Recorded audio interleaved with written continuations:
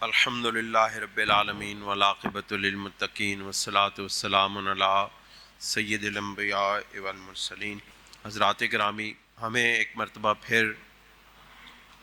اس علمی و فکری شہر میں، جہاں بہت بڑے بڑے علماء و محدثین پیدا ہوئے اور انہوں نے اپنے علم سے اور فکر سے دنیا میں اسلام کی تعلیمات کو عام کیا۔ حضرات گرامی، آج کی یہ نشست بھی اہل علم و دانش اور اس نشست میں ان کی شرکت ایک بار پھر ہمیں اس طرف متوجہ کر رہی ہے کہ اے نوجوانان اسلام، آؤ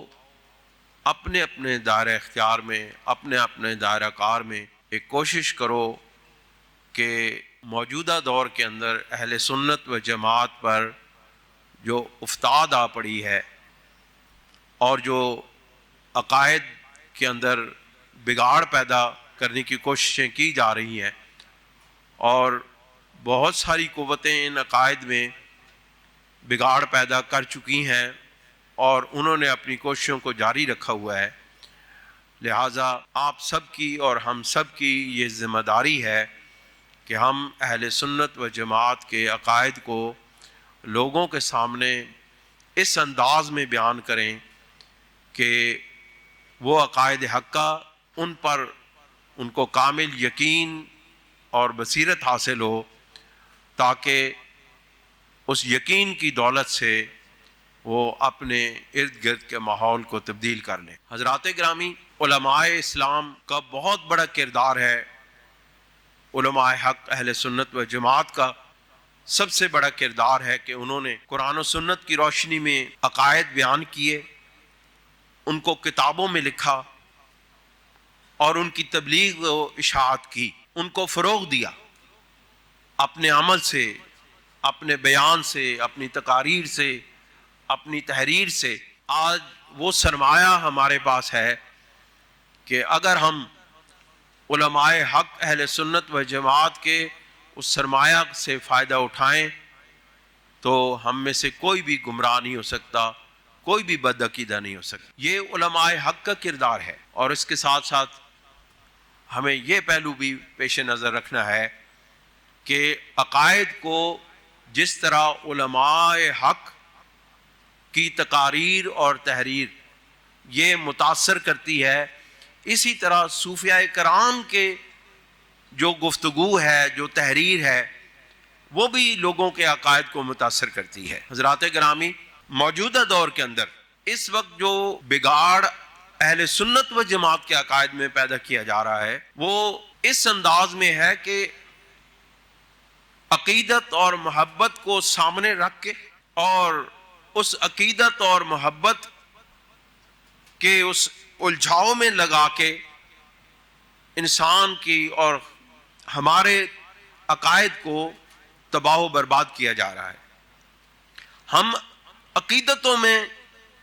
آگے بڑھ جانے والے لوگ، ہم اہل سنت و جماعت جو ہیں، ان کا سب سے بڑا مسئلہ یہ ہے کہ ہم بغیر سوچے سمجھے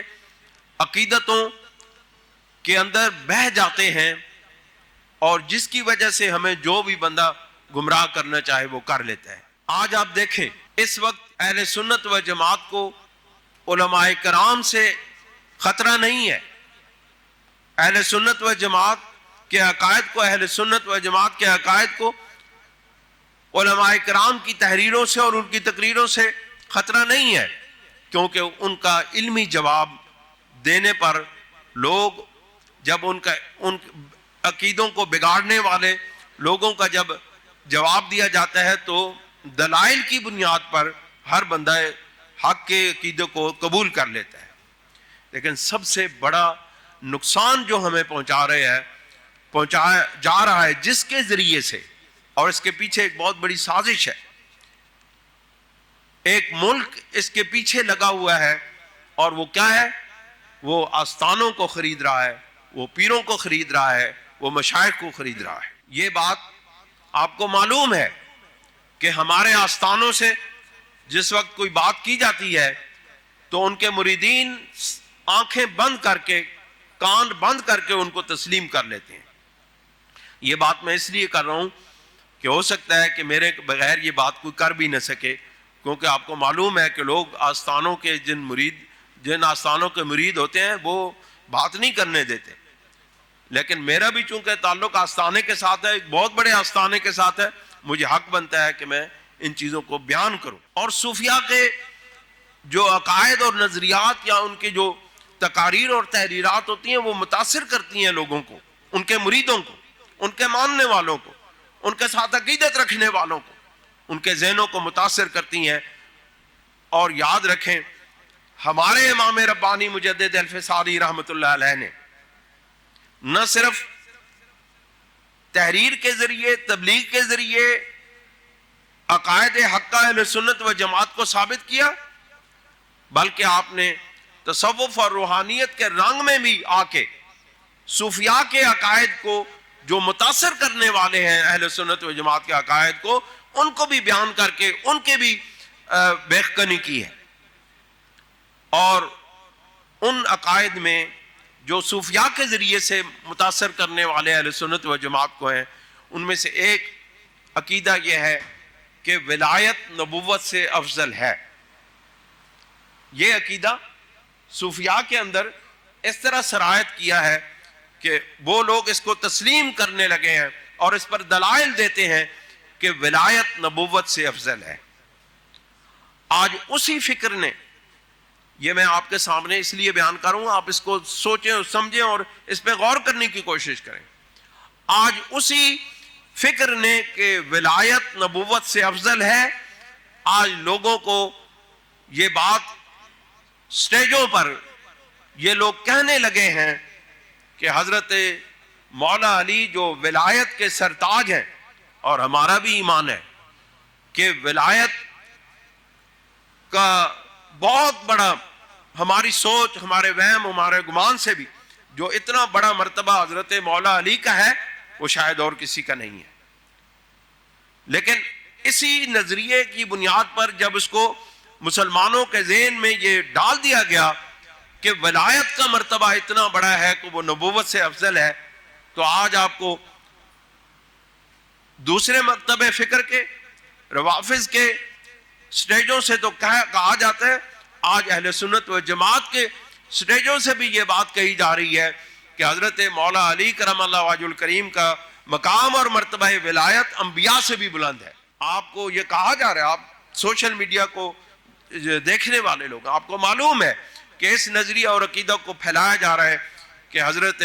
مولا علی کرم اللہ وجہ الکریم تمام انبیاء سے افضل ہیں سوائے حضرت رسالت مآب صلی اللہ علیہ وسلم۔ حضرات گرامی، میں آپ کے سامنے ایک پروفیسر ظفر المحسن صاحب پیرزادہ ہیں، ان کی کتاب ختم الاولیاء سے ایک اقتباس آپ کے سامنے رکھتا ہوں کہ جس کی بنیاد پر آگے چل کے یہ نظریہ پھیلا۔ اور وہ ختم الاولیاء میں انہوں نے، پروفیسر صاحب نے، حضرت محی الدین ابن عربی رحمۃ اللہ علیہ کے عقائد اور نظریات کو جمع کیا ہے، اور فصوص الحکمہ اور فتوحات مکیہ کی روشنی میں اور ان کے حوالہ جات کے ساتھ انہوں نے ولایت کے اس مقام اور مرتبے کو جو حضرت ابن عربی رحمۃ اللہ علیہ کے نزدیک ہے وہ بیان کیا ہے۔ وہ میں آپ کے سامنے پڑھ کے عرض کرتا ہوں۔ آپ لکھتے ہیں کہ جب کوئی آپ کو یہ بتاتا ہے، یعنی یہ حضرت ابن عربی رحمۃ اللہ علیہ کی اس عبارت کا، آپ کے اس کلام کا ترجمہ ہے کہ جب کوئی آپ کو یہ بتاتا ہے کہ انہوں نے فلاں بندہ خدا کو یہ کہتے سنا ہے کہ ولایا یعنی ولایت کا مقام نبوت سے افضل تر ہے، تو آپ کو جان لینا چاہیے کہ اس کا مطلب حقیقتاً وہی ہے جو اس اللہ تعالیٰ کے بندے نے کہا ہے۔ بات سمجھے کہ نہیں؟ یعنی کہ وہ لکھتے ہیں کہ اگر کوئی بندہ آپ کے سامنے یہ کہے کہ ولایت کا مقام نبوت کے مقام سے افضل ہے، تو اس پر آپ یقین کریں کہ جو بندے نے کہا ہے وہ درست ہے۔ آگے چلیں، آپ کو معلوم ہوگا کہ کتنا خطرناک معاملہ ہے۔ اسی طرح اگر وہ کہتا ہے کہ ولی نبی یا رسول سے برتر ہے، تو اس کا مخفی طور پر یہ مطلب ہے کہ یہ تینوں اوصاف کسی ایک فرد کے اندر موجود ہیں، یعنی اس بندے کے اندر ولایت بھی ہے، نبوت بھی ہے، رسالت بھی ہے، یہ اوصاف اس کے اندر موجود ہیں۔ دوسرے الفاظ میں اس کا مطلب یہ ہے کہ وہ رسول اپنی حیثیت و مقام میں زیادہ مکمل و برتر ہے نسبتاً اس کے نبی ہونے کی حیثیت کے۔ اور وہ آگے جا کے لکھتے ہیں، آخری جملہ بہت اس کا خطرناک ہے، اس کا یہ مطلب نہیں ہے کہ ایک ولی جو کسی پیغمبر کا پیروکار ہو ان سے برتر ہے، کیونکہ جو پیروی کرتا ہے وہ کبھی بھی اس مقام و مرتبہ تک نہیں پہنچ سکتا جو اس شخصیت کا ہے جس کی وہ پیروی کر رہا ہے۔ جب تک وہ اس کی پیروی کرتا رہے گا، اگر معاملہ اس کے برعکس ہو جائے تو وہ پیروی کرنے والا نہیں رہے گا۔ لہذا اچھی طرح سمجھ لو کہ رسول اور نبی کا منبع و ماخذ ولایہ اور علم میں ہی موجود ہے۔ حالانکہ حقیقت یہ ہے کہ ولایت قصبی اور اکتسابی مرتبہ ہے۔ کوئی شخص اپنی ریاضت سے، مجاہدہ سے، ذکر و مراقبات سے ولایت کے اعلیٰ ترین مقام پر کسی صوفی کے پاس، اپنے مرشد کامل کے پاس رہ کے، اس کی صحبت میں رہ کے ولایت کا اعلیٰ سے اعلیٰ مقام حاصل کر سکتا ہے۔ لیکن یاد رکھیں، نبوت جو ہے وہ اللہ رب العزت کی عطا ہے، اللہ کے منتخب بندوں کا، اللہ کے چنیدہ بندوں کا ہی وہ مقام اور مرتبہ ہے۔ کوئی اپنی کوشش سے، کوئی اپنی خواہش سے، کوئی اپنی تمنا سے نبوت کا مرتبہ حاصل نہیں کر سکتا۔ آپ دیکھیں، میں آپ کے سامنے مختصر طور پہ، انشاءاللہ اس کے اوپر ہم تفصیل سے لکھیں گے، مختصر طور پہ میں آپ کے سامنے حضرت امام ربانی رحمۃ اللہ علیہ کے فکر اور نظریہ آپ کے سامنے رکھتا ہوں۔ پھر آپ کو معلوم ہوگا کہ ہمارے امام نے، ہمارے شیخ کامل نے کس طرح مقام اور مرتبہ نبوت کو بلند کیا، اور اس زمانے سے لے کر کے آج کے دور تک تعلیمات مجدیہ کی پیروی کرنے والے امام الانبیاء سید کونین صلی اللہ علیہ وسلم کے مقام اور مرتبہ نبوت کو کس طرح تسلیم کرتے ہیں کہ آج ختم نبوت پر، مقام و مرتبہ نبوت پر کوئی شخص انگلی نہیں اٹھا سکتا ہے۔ کوئی ہمارے اس عقیدے، بے شک جو کوئی مرضی کرتا رہے، ہمارے عقیدہ نبوت، ختم نبوت، مقام نبوت، مقام رسالت مصطفیٰ صلی اللہ علیہ وسلم میں ایک حرف کے بھی آگے پیچھے نہیں کر سکتا۔ یہ حضرت امام ربانی کا فیض ہے۔ آپ سماعت فرمائیں، آپ فرماتے ہیں، مکتوب نمبر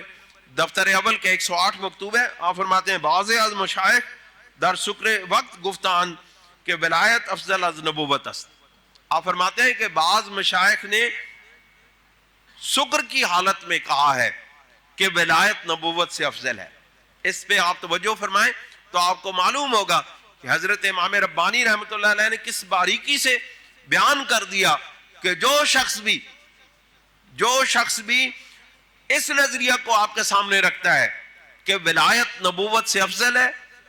وہ سمجھے کہ حالت ہوش میں نہیں ہے،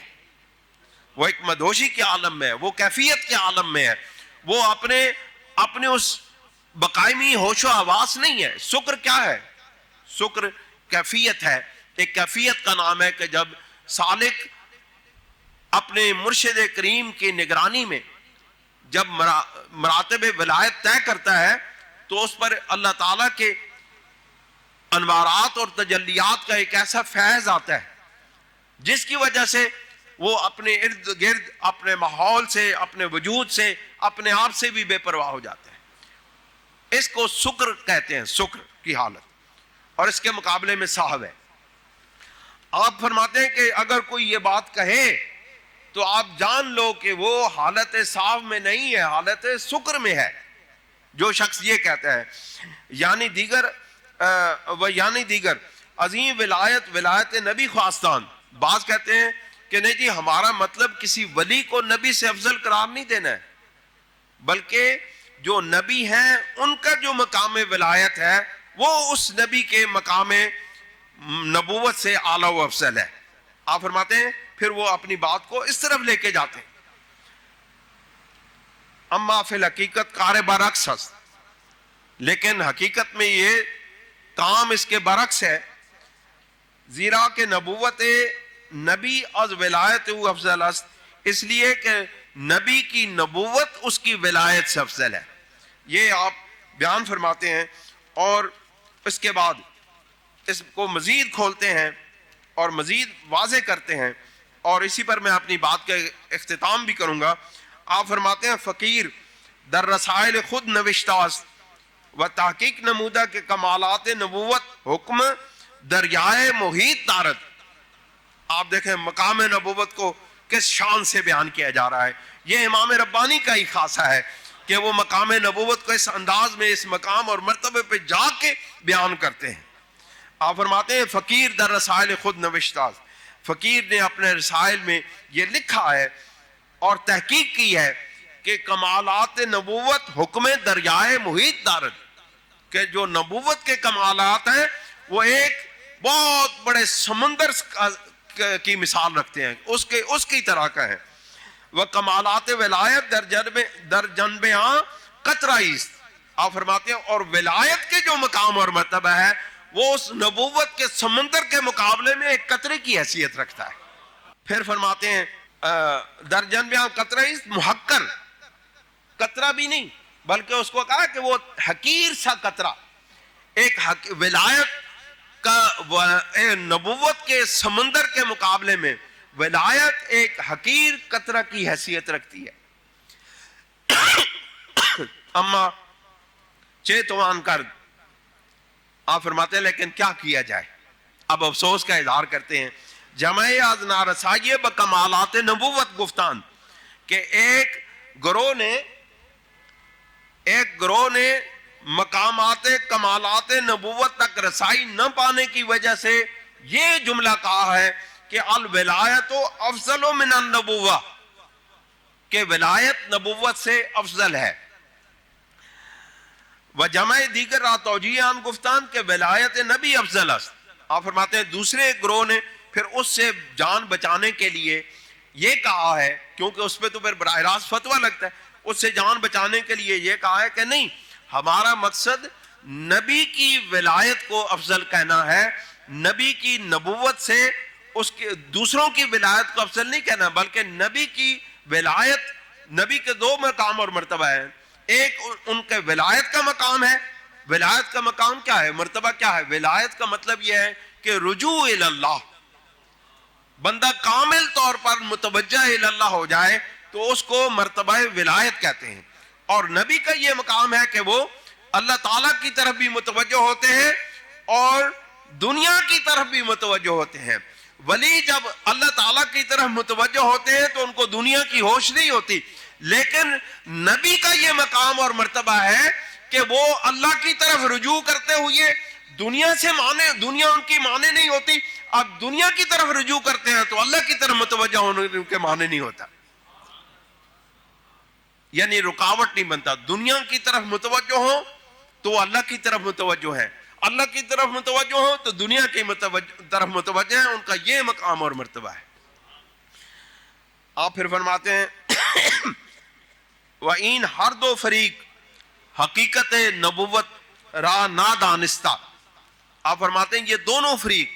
نبوت کی حقیقت تک نہیں پہنچ سکے، اس کو سمجھ ہی نہیں سکے،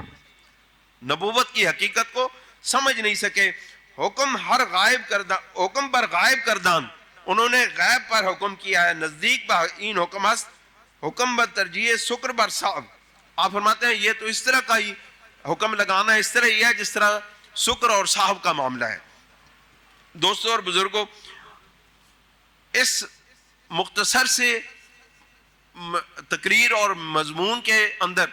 میں جو آپ کو پیغام مجدد دینا چاہتا ہوں وہ یہ ہے کہ نبوت کا جو مقام اور مرتبہ ہے وہ سب سے اعلیٰ و بلند ہے، اور جو ولایت کے راہ سے، ولایت کے نظریہ کو بلند، یعنی ولایت کو نبوت سے بلند کرنے والے نظریہ کے ذریعے سے ہمارے عقیدہ ختم نبوت کو توڑا جا رہا ہے، اور یہ کہا جا رہا ہے کہ او جی مولا علی کرم اللہ وجہ الکریم کا مقام اور مرتبہ تمام انبیاء سے بلند ہے. یہ آہستہ آہستہ یہ نظریہ اہل سنت و جماعت کے اندر جو جاہل لوگ ہیں، جو نادان لوگ ہیں، ایسے پیر اور مشائخ ہیں جن کو علم سے کوئی واسطہ نہیں ہے، ایسے لوگ اس طرح کی باتیں کر کے لوگوں کے جذبات کو خریدتے ہیں اور اپنے پیری مریدی میں وہ اضافہ کرتے ہیں۔ یاد رکھو اہل سنت و جماعت کے حضرات، آپ نے اگر مقام نبوت کو سمجھنا ہے، اگر آپ نے حضور نبی کریم علیہ الصلوۃ والسلام کے مرتبہ کو سمجھنا ہے، تو پھر آپ کو حضرت امام ربانی مجدد الفسانی رحمۃ اللہ علیہ کی تعلیمات کو پڑھنا بھی ہوگا، اس کو سمجھنا بھی ہوگا، اس پر عمل کرنا بھی ہوگا۔ ورنہ اگر ہم ان تعلیمات سے اپنے آپ کو دور لے گئے اور ان تعلیمات سے ہم نے اغماض کیا، اپنی نظروں کو پھیرا، پھر یاد رکھیں پھر ہمارے پاس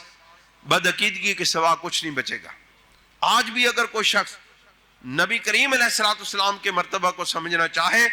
تو اس کو بالآخر امام ربانی مجدد الفسانی کی تعلیمات کی طرف آنا ہوگا۔ اللہ تعالی ہمیں ان بزرگوں کا فیض نصیب فرمائے اور ان کے راہ پر چلنے کی توفیق عطا فرمائے، اور ان کی فکر اور نظریہ کو اور ان کے عقائد کو اپنانے کی توفیق عطا فرمائے۔ وآخر دعوانا الحمدللہ رب العالمین۔